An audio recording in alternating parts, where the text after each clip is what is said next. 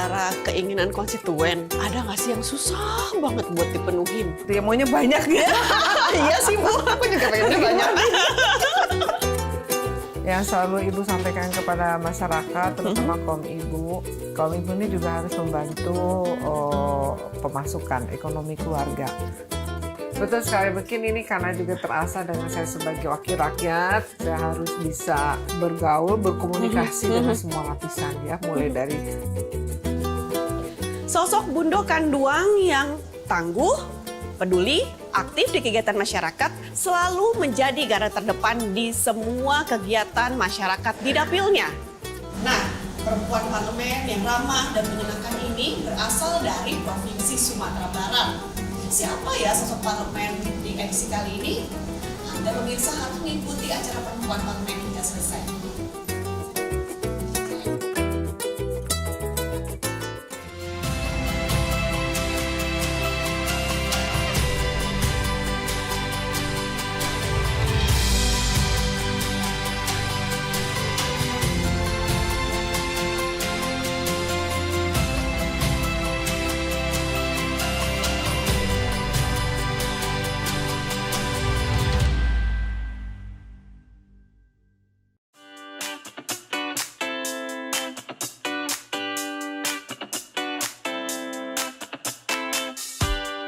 Nevi Zuairina, anggota DPR RI perwakilan dari Dapil Sumatera Barat II yang saat ini duduk di Komisi 6 DPR RI, menjadi anggota Dewan merupakan pilihan baginya untuk bisa terus berkontribusi kepada masyarakat.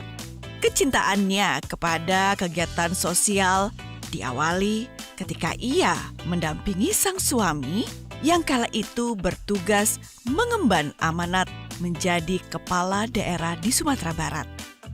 Pada kesempatan itulah, ia melihat secara langsung bagaimana masyarakat yang masih harus berjuang dengan keras untuk bertahan hidup. Terlebih ketika ia dekat dengan kaum wanita dan anak yang kesejahteraan dan perlindungannya masih sering terabaikan. Bekal itulah yang dibawa Nevi Zuairina untuk diperjuangkan dan disuarakan di parlemen saat ini.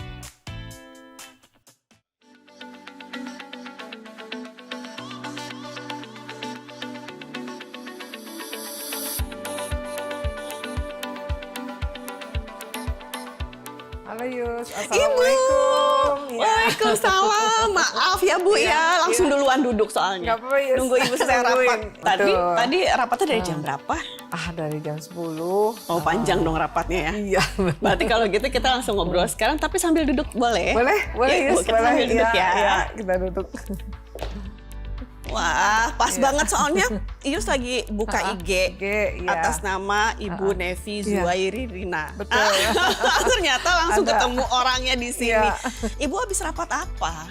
Tadi hari ini dengan Hutama Karya kita membahas pembangunan jalan tol ya di Pulau Sumatera. Ya. Perkembangannya sampai saat ini seperti apa sih? Mungkin kan pasti pemirsa ingin tahu juga sejauh mana pembangunan jalan tol di sana. Ya, alhamdulillah jalan tol itu sudah dimulai dari Lampung ya sampai Palembang. Nanti dari Palembang terus lanjut ke Jambi, dari Jambi terus lanjut ke Pekanbaru, dari Pekanbaru terus ke Dumai, terus Kisaran, ke Medan, dari Medan langsung ke Aceh. Jadi nanti jalan tolnya dari Lampung sampai ke Banda Aceh. Jadi ibaratnya kita dari Jakarta nanti sampai Aceh tuh bisa jalan tol. Ya. Ih, keren banget ya Bu ya. Keren banget. Tapi kalau misalnya nih melihat kapan sih bisa selesainya, masih lama nggak sih Bu kayak gitu? Mudah-mudahan kira-kira 2023 ada yang sudah ada yang selesai. Seperti di dapil Ibu Padang Sicincit, Kota Padang sampai Sicincit 34 km. Awal tahun 2024 sudah selesai gitu. Tapi ya Bu ya, kalau misalnya kita boleh tahu yang men-trigger Ibu, membawa Ibu untuk bisa menjadi seorang anggota DPR RI itu apa sih kalau boleh tahu? Oh iya benar.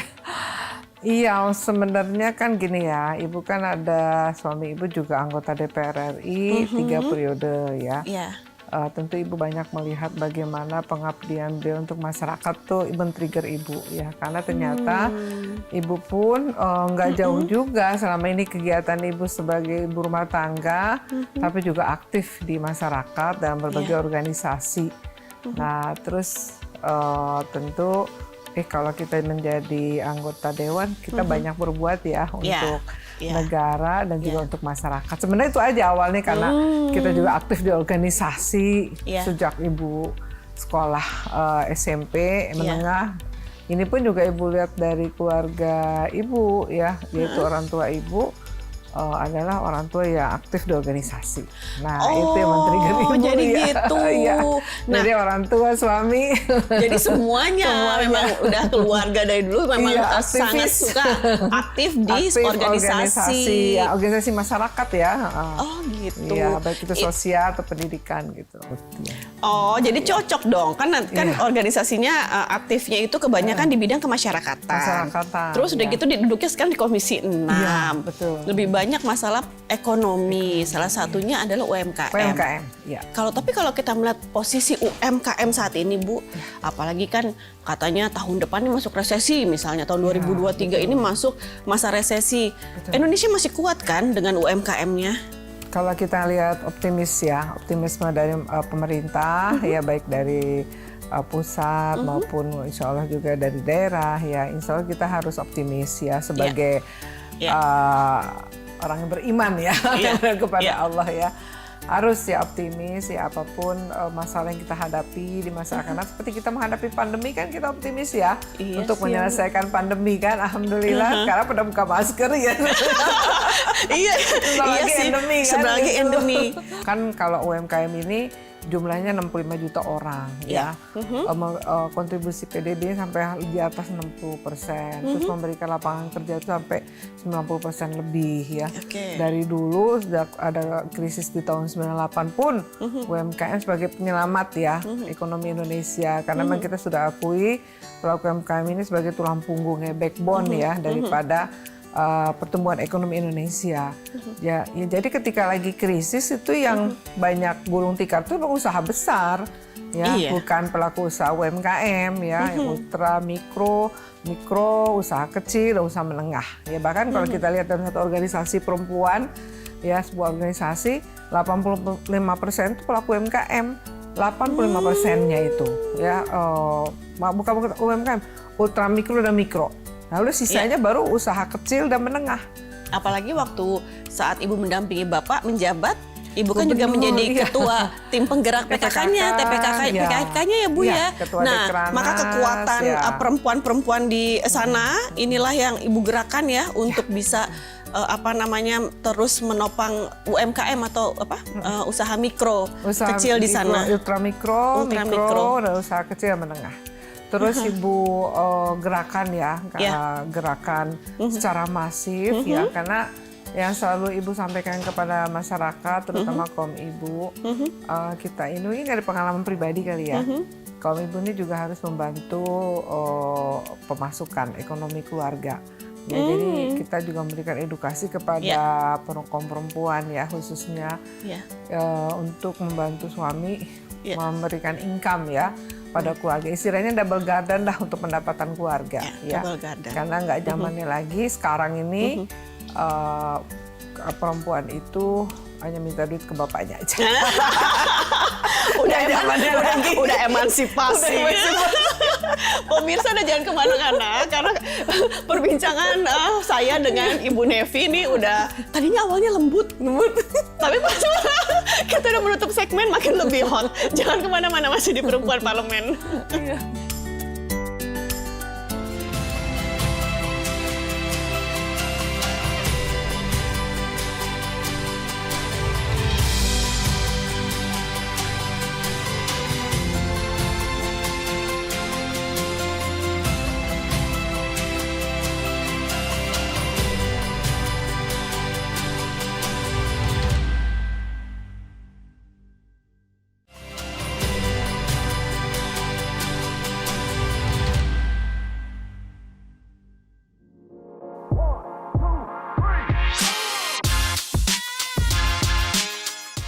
Ibu, ini udah lama loh Yus gak naik lantai 3, tapi sekarang kayaknya lantai 3-nya sekarang udah banyak. Iya, Ini renov ya. iya, baru, bagus ya. Total. Total ya. Tadi kalau kita di luar segmen bilang kalau misalnya ini kata Ibu kayaknya nuansa Maroko. Iya, bener. kurang lebih begitulah. Kurang lebih begitu ya Bu ya. Kita duduk lagi, Iya, kita ngobrol lagi. boleh. Wah. Kalau gedung ini kan baru kan? Oh, ini yang baru. Iya. Oh gitu. Karena penambahan anggota ya dari fraksi PKS. Jadi dibuat pelebaran. Tadinya nggak ada? Nggak ada. Batas tadinya ini nggak aja. ada? Iya. Batas Oh, ini aja. gitu. Iya, betul. Iya, Batas. jadi berapa ruangan kalau di dalam Bu? Banyak ya? Udah hampir sekitar 10 ada 10 kali ya? ya? 10 ruangan, hampir. Nah, Ada bener ruang kan? Banyak rapat yang berubah fraksi, kan? Iya. Oh gitu. Nah, tapi kita kalau misalnya kita lanjutkan lagi Ya. sosok perempuan parlemen kali ini kan Ya. Ibu Nevi. Bu, tapi kalau misalnya nih tadi nih Yus lihat-lihat nih ya di sosial media atau Yus juga cari tahu sosok seorang Ibu Nevi itu seperti apa. Nah, Yus sempat membaca yang menarik adalah Ibu jadi ketua Federasi Panjat Tebing Oh iya benar. di Sumatera Barat. Oh, Insya Allah. Ini benar apa atlet panjat tebing juga? Enggak. Terus kenapa bersedia berkenan untuk benar. menjadi ketua Benar Federasi Panjat Tebing? Ya, benar.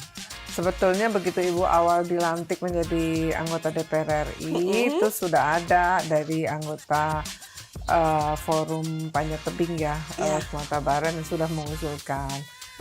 Karena memang harus banyak dukungan, banyak support ya, karena mungkin dianggapnya itu sebagai wakil rakyat bisa memberikan semangat ya, motivasi kepada federasi ini. Karena federasi ini memang sangat di Sumatera Barat tuh sangat ini ya, sangat sesuai ya, karena memang daerah kita itu ini untuk yang panjat tebing alamnya ya, itu banyak sekali tebing-tebing yang bisa dipakai digunakan ya oleh masyarakat ya untuk panjat tebing. Kalau misalnya atlet panjat tebing dari Sumatera Barat, jumlahnya ada banyak saat ini. Oh, sekarang sih sebenarnya nggak banyak, nggak seperti itu. Tapi kita pernah ada atlet nasional panjat tebing di Sumatera Barat. Ya, kita pernah punya atlet nasionalnya. Ya. Nah, inilah yang memotivasi kita untuk kita berikan semangat ya kepada generasi-generasi penerus. Karena kita sebetulnya arahnya ke panjat tebing alam sih sebetulnya ya, karena di daerah kita banyak alam yang sangat indah, tebing-tebing yang cantik ya. Nah, sehingga federasi ini memang sangat menarik ya. Jadi makanya saya terima jabatannya sebagai ketua Federasi Panjat Tebing Indonesia selama 4 tahun. Insya Allah kalau nggak ada halangan lagi, kita pelantikan lagi. Aduh, udah jadi ketua Federasi Panjat Tebing. Kayaknya juga aktif di dunia yang berkaitan dengan masalah perempuan dan anak. Iya. Nah, apa yang sudah pernah Ibu lakukan yang berkaitan dengan perempuan dan anak di Sumatera Barat? Ya, betul. Jadi sejak saya menjadi ibu gubernur, karena suami saya menjadi gubernur Sumatera Barat periode 2010 sampai 2021, saya menjadi ketua pengurus wilayah Himpoldi yang untuk mengurus pendidikan PAUD ya di daerah saya. Lalu menjadi ketua P2TP2A tentang perlindungan dan pemberdayaan perempuan dan anak ya. Banyak lagi organisasi yang berkaitan dengan perempuan ya, yang juga saya sebagai ketuanya dan bahkan juga pembina. Ya sudah pasti ya, untuk pemberdayaan perempuan dan perlindungan anak itu buat kita kaum perempuan tuh harus nomor 1 ya. Bahasa saya begini, yang memperjuangkan kaum perempuan dan melindungi anak itu ialah perempuan. Pasti bapak-bapak udah pasti ya akan melindungi, tapi perempuan pun juga harus mempunyai kuat ya ke arah sana, karena kan dia dekat ya dengan anak ya, dan terus kita perempuan dekat dengan kaum perempuannya gitu. Jadi mudah untuk berkomunikasi, makanya kita programnya juga ke arah sana. Jadi salah satu programnya itu saya dulu ketika awal kampanye itu, mari kita wujudkan perempuan yang cerdas ya, berdaya dan sejahtera. Jadi kalau perempuan sudah cerdas ya, maka dia akan berdaya, ya mempunyai kapabilitas, kredibilitas, intelektualitas dan sebagainya. Sudah itu kan dia sejahtera kan, ya sejahtera artinya dia bekerja ya dengan keberdayaan dia, terus dengan kecerdasan dia, dan akhirnya dia jadi menambah income ya keluarga. Gitu. Bu, tapi kalau misalnya di dapil, bagaimana sih konstituen di sana menyampaikan aspirasinya kepada Ibu? Apa memang Ibu terbuka? Maksudnya konstituen itu bisa langsung datang iya, memberikan betul. suaranya kepada Ibu. Bu, saya mau gini, ini keluhan ini. Nah, apa memang ya kalau Ibu lagi sibuk ya bisa dibantu oleh staf terlebih dahulu atau gimana? Atau memang lebih biasa lebih terbuka? Ya, banyak sih sebenarnya kegiatan rumah aspirasi yang pasti ya, gitu ya. Terus kita juga mendatangi masyarakat ya. Oh, jadi dua ya, bisa datang ke rumah aspirasi sama datang juga ke masyarakat. Iya. Jadi memang kita tuh kedatangan kita ke masyarakat itu tidak hanya melakukan kegiatan, tapi yang paling utama adalah selalu aspirasi sebetulnya menurut saya. Karena dari masyarakat inilah kita tahu bagaimana kondisi masyarakat kita ya. Jadi kalau kita semakin banyak turun ke masyarakat, kita jadi semakin tahu kan apa keinginan mereka, terus juga mungkin pandangan mereka terhadap kita bagaimana, terus apa yang akan kita bangun di dapil kita ya. Jadi ada komunikasi ya dengan Ibu, kita bertemu masyarakat. Kalau bicara keinginan konstituen, iya benar. ada nggak sih yang susah banget buat dipenuhin? Udah pasti ya. Ada nggak yang Ibu ingat? Yang susah banget sebenarnya untuk dipenuhin. Susah lah.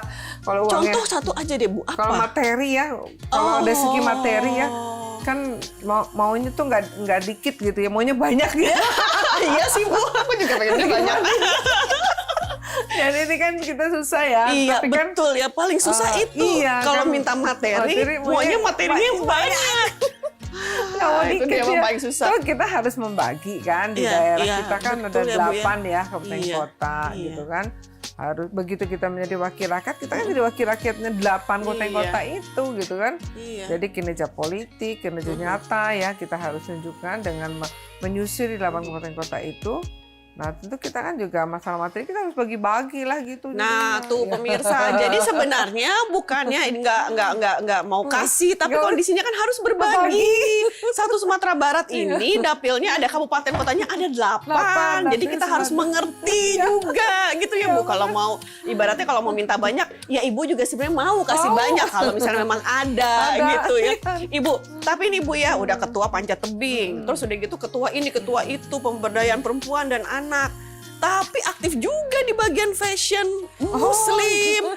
Ini emang apa dulunya bercita-cita mau? Ini kan latar belakang karena Ibu Gubernur kali ya. Karena kan sebagai ketua Dekranasda ya kan harus memperjuangkan produk-produk ya Sumatera Barat yang lebih banyak pada ekraf ya. Banyak ekonomi kreatif ya. Jadi maka akhirnya larinya ke fashion.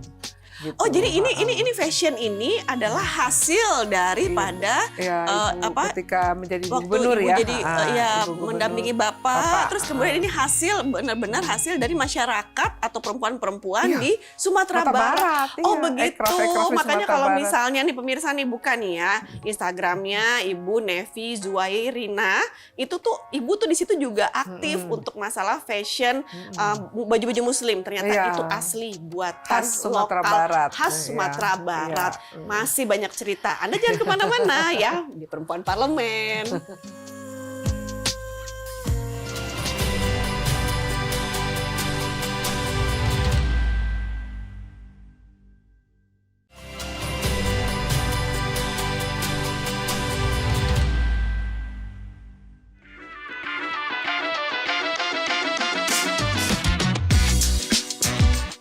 Masih di Perempuan Parlemen pemirsa, saat ini udah di ruangan Ibu Nevi.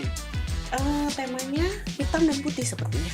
Ya, betul. Iya, biar nggak rame, udah rame ini penik-peniknya ya. Apa ini memang niat karena hitam putih ini lebih simpel, atau memang ada cerita khusus? Oh enggak, lebih minimalis aja mungkin. Oh lebih minimalis. Tapi emang warna kesukaan Ibu apa? Ibu kayak suka warna-warni ya. Iya. Saya apa aja sih yang suka? Kayaknya memang benar. Ibu sukanya warna-warni. Saya tahu Ibu putra-putrinya ada 10. Benar kan Ibu? Iya benar. 7 putri, 3 putra. Ya, Bu punya 10 anak. Ya. Bagaimana rasanya Bu? Ya capek ya. Iya pasti. Tapi kalau boleh tahu, maaf deh Bu gitu. Kok bisa jadi 10 anak Bu? Iya, sebetulnya memang waktu saya nikah dengan Bapak kan, Pak Irwan Praitno udah punya niat anak banyak, ya, mungkin paling nggak 5 lah gitu ya. Oh, niatnya anaknya 5 awalnya. Iya, kebablasan. Jadi 2 kali lipat. Jadi kalau misalnya nih pemirsa ya, satu keluarganya Pak Irwan, keluarga besar banget ini, jalan-jalan dan udah ngumpul, udah berapa totalnya 30 Bu? orang. 30 orang.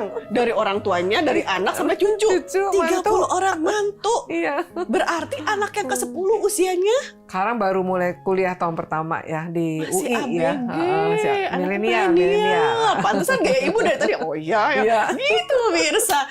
Ya karena harus bisa menyesuaikan dengan Iya, anak-anak. Zamannya iya. udah beda ya Bu. Udah beda. Bukan anak-anak yang nyesuaiin kita, Bukan, tapi kita yang harus nyesuaiin Biar anak-anak. kita jadi teman mereka gitu. Terus kitanya. dukungan anak-anak terhadap orang tuanya. Pertama, Bapak menjabat sebagai gubernur Ya, 10 sebelum ini. tahun. Iya, benar. Sekarang ibunya jadi anggota DPR. Nah, anak-anak Iya. bagaimana? Kan kalau orang tua sibuk, bukannya Iya. jadi kurang perhatiannya buat Udah pasti anak-anak. ya, sudah pasti ya, udah pasti kurang ya. Karena kesibukan kita kan sudah tidak menghitung hari ya, Iya. tidak menghitung jam. Iya. Karena kita pergi, anak kita juga masih sama-sama pergi ke kuliah atau sekolah gitu. Tapi akhirnya memang di sini kita harus berkomunikasi, berbagi ya dengan anak-anak, juga dengan bapak kita juga membagi peran, bagi tugas ya. Karena kami punya 10 anak, tentu bebannya berat pada anak yang punya 1 ya, pasti berat ya. Sehingga kita harus konsekuensi mendidik anak-anak kita ini bersama-sama. Kebetulan bapak kan psikolog, jadi agak membantulah dalam pendidikan anak. Tapi ketika anak kami sudah mulai ABG, waktu itu saya berikan pengertian ke bapak dan anak-anak juga mereka harus komunikasinya dekat dengan bapak. Itu yang paling utama ya. Jadi karena kan anak kita ini kan melihat bapak sibuk tuh dia takut ya. Tapi ini justru saya memberikan pengertian kepada bapak juga dan kepada anak. Jadi bapak tuh kok bisa tuh membalas WA, dan memang akhirnya sekarang sudah terbukti malah kayaknya bapak lebih dekat mana anak ya. Jadi Keren. Nggak percuma pemirsa kalau misalnya memang niatnya tadi cuma 5 anak, jadinya 10, bahasa kebablasan ya kan ya Bu ya. Tapi emang itu kan udah rahmat dari Tuhan, dari Allah untuk kita untuk bisa mendidik, dan memang ternyata sesuai dengan kemampuan bahwa bisa mendidik 10 anak. Betul. Itulah kenapa keluar ini. Energi Bundokan Duang. Ya. Kalau saya membacanya, saya bukan orang Padang, tapi kalau misalnya saya lihat pemirsa, ini adalah energi seorang ibu. ya betul. Ya, Betul sekali. Ibu Nevi yang sangat lembut pemirsa, tapi bisa bertemu saya dan berbicara dengan saya layaknya beliau bicara dengan anaknya, asik, supel, terus nggak ada beban. Saya juga tidak merasa bahwa ketemu seorang ibu yang mungkin saja usianya bisa 15 tahun di atas saya. Ya benar, kayaknya iya deh. Iya kan? Tapi ternyata saya seperti bertemu dengan seorang teman. Itu energi yang susah banget bisa saya juga mungkin saya belum tentu bisa Bu, seperti ibu di usia ibu, saya bisa dekat dengan nanti yang usianya 15-20 tahun di bawah saya, dan itu sangat tidak mudah. Harus dibagi ilmunya. Iya, betul. Betul sekali. Mungkin ini karena juga terasa dengan saya sebagai wakil rakyat, saya harus bisa bergaul, berkomunikasi dengan semua lapisan ya, mulai dari usia anak, usia dini ya, terus juga usia remaja, dan terus juga ada yang produktif, usia produktif, lansia. Tapi nih, tadi kan sebelum kita mulai segmen ini, Ius sebenarnya sempat buka buku ini, Ibu ya. Ya, betul. Lahir di Jakarta, Betul. besar di Jakarta. Betul. Tapi yang terusik buat Ius adalah ini aku lihat di halaman 139 tentang kepergian Papa. Nah, ini ada tulisan yang tergerak dari hati saya, Nevi, Irwan, kami memutuskan untuk pulang ke Padang. Terus ibu menjawab, kok tiba-tiba? Kemudian Papa menjawab kembali, sudah lama kami pikirkan. Tadinya kami menganggap kalian masih perlu Papa dan Mama untuk bersama-sama dengan cucu. Ini Betul sekali. bagaimana cerita? Jadi kan bapak saya itu kan seorang birokrat ya. Jadi setelah pensiun, mereka kan berangan-angan untuk pindah ya ke kampung halaman ya, karena mungkin usia pensiun lebih enak di kampung halaman ya. dan tidak langsung pindah gitu ya, sudah berapa tahun pensiun baru pindah.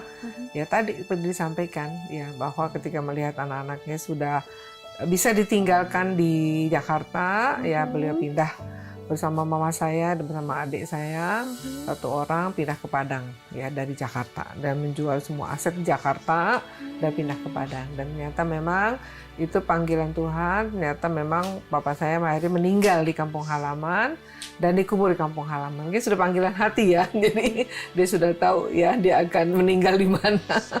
Jadi itu ceritanya. Tapi kalau misalnya, maaf kalau misalnya kok Ius jadi lihat ibu berkaca-kaca, ada sesuatu yang memang masih ibu ingat benar, ya? Benar, karena memang saya tuh dibandingkan sama mama saya tuh saya paling dekat sama papa saya. Ya, saya paling dekat dengan papa saya.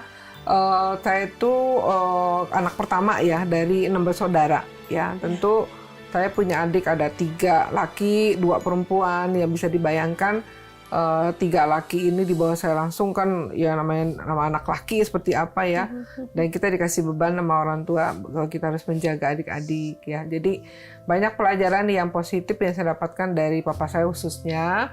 Jadi tanggung jawab mungkin dia sebagai anak pertama ya, dan itu diberikan oleh bapak saya gitu. Apa yang bikin terharu sehingga hari ini Ius melihat ada berkaca-kaca di mata ibu? Apa yang bikin terharu? Jadi ternyata dalam kita perjalanan keluarga itu banyak kata-kata yang merasuk ya, yang mendidik kita untuk menjadi perempuan kuat. Padahal saya anak perempuan ya, istilah anak pertama perempuan, kalau anak laki lah wajar ya sebagai di situ kita dididik harus ngasuh adik gitu ya, harus keluarga kuat gitu ya. Nah tapi kan kalau bapak ini kan kalau mendidik, kalau zaman dulu tuh kan nggak seperti kita ini ya komunikasi, tapi dia sambil ngomong, sambil lalu gitu ya, sambil dia sambil makan gitu kan, nggak khusus dia menasihati. Dan yang terakhir itu ketika beliau meninggal 3 hari sebelum meninggal ya, jadi bapak kan masih di DPR waktu itu. Saya pulang sama bapak 3 hari sebelum meninggal. Saya berkeras saya harus datang ke Padang. Padahal nggak tahu urusannya apa gitu ya. Rupanya itu adalah pertemuan terakhir sebelum bapak saya meninggal 3 hari. Nah itu yang akhirnya menunjukkan bahwa ikatan batin antara saya dengan bapak saya itu dekat sekali gitu. Nah inilah yang akhirnya membuat ini ujungnya sebagai perempuan parlemen. Dan itu semuanya pesannya dari seorang papa. Ya, jadi kalau kita dalam pendidikan anak, kalau kita mencontoh bapak itu menjadi seorang yang kuat gitu ya. Kalau ibu menjadi seorang yang ramah, lemah lembut ya. Tapi kalau sebagai bapak tuh perempuan yang kuat ya. Kita perempuan parlemen mesti kuat nih ya. Jadi urat nadi kita urat nadi laki-laki nih, bukan urat nadi perempuan lagi ya. Jadi kalau boleh saya simpulkan kekuatan yang Ibu Nevi Zuhairina dari papa, dari papa. Makanya pemirsa saya melihat bahwa kekuatan yang sudah dirasakan didapatkan oleh seorang Ibu Nevi terlihat sekali. Bahwa keharuan yang tadi saya lihat dari pancaran mata Ibu Nevi, bahwa itu berkaca-kaca adalah mengingat bentuk banyak pesan dari seorang papa, memberikan kekuatan sehingga ibu duduk sampai saat ini. Itu sangat lembut pemirsa, tapi sangat kuat dan inner beauty dari dalam. Sehingga diterapkan ke anak-anaknya. 10 orang tersebut bahwa anak-anak harus dekat dengan papahnya. Karena nantinya anak-anak perempuan diharapkan bisa mendapatkan sebuah kekuatan, dan itu berasalnya dari seorang papa atau seorang bapak atau seorang ayah. Betul sekali. Terima kasih ilmunya. Filosofinya terima kasih Ibu. Saya mendapatkan ilmu baru lagi hari ini. Terima kasih. Betul, sama-sama yuk, sama-sama. Di belakang sebuah kelembutan seorang perempuan, ternyata kekuatan itu sangat tumbuh dari pesan seorang papa. Ya, makanya kan dalam mendidikan anak tuh ternyata surveinya sekarang, ketika anak dididik oleh seorang ibu dan bapak itu lebih baik ya dibandingkan oleh orang tua tunggal. Ternyata lebih cerdas, lebih kuat, dan lebih. Amin. Semoga semoga ibu juga bisa melahirkan banyak-banyak perempuan yang bisa memimpin bangsa ini ke depannya dengan hati lembut dan kekuatan dari seorang perempuan.